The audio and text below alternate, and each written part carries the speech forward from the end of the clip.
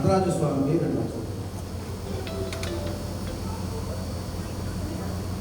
మధోపరాది మధవ్యో సాధేది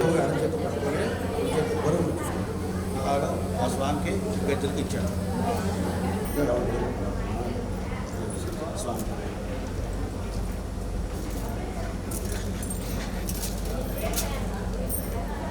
అది చెప్తే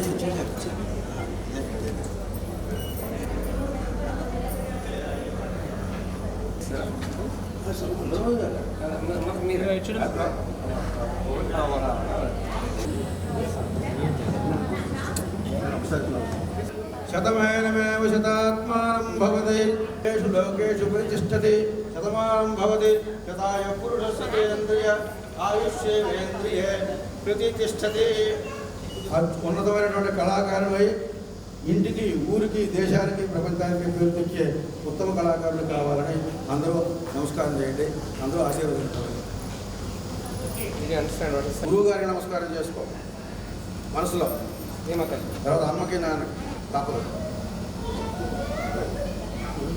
అమ్మకి నాన్న చెప్పు ఒకసారి వాళ్ళు చెప్పుకున్నట్టు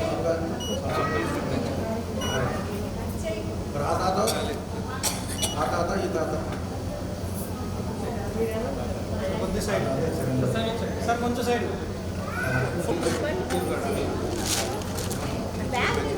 అందరికీ కూడా శుభస్వాగతం పలుకుతున్నాం.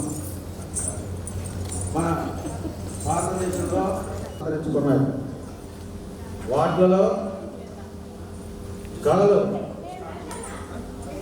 పొందిన మన దేశంలో వేటి ప్రత్యేకత వాటిది అన్నీ గొప్పవే. వాటిలో నాట్యకళ ప్రత్యేకతకు అధిదేవుడు సాంఘికము వాచకము లాస్యము ఇవన్నీ ఉంటాయి. ఇవన్నీ కూడా ఈశ్వర స్వరూపాలే. భగవంతుని అనుగ్రహంతో మన చిరంజీవి అదితి అవన్నింటినీ నేర్చుకుందే అభివృద్ధి చేస్తుంది. కాబట్టి మనందరూ చాలా సంతోషించిన విషయం. మనిషి ఎన్ని సంపాదించవచ్చు కానీ కళాకారులు కావడం గొప్ప. నెంబర్ 2 పిల్లలు ఎవరైనా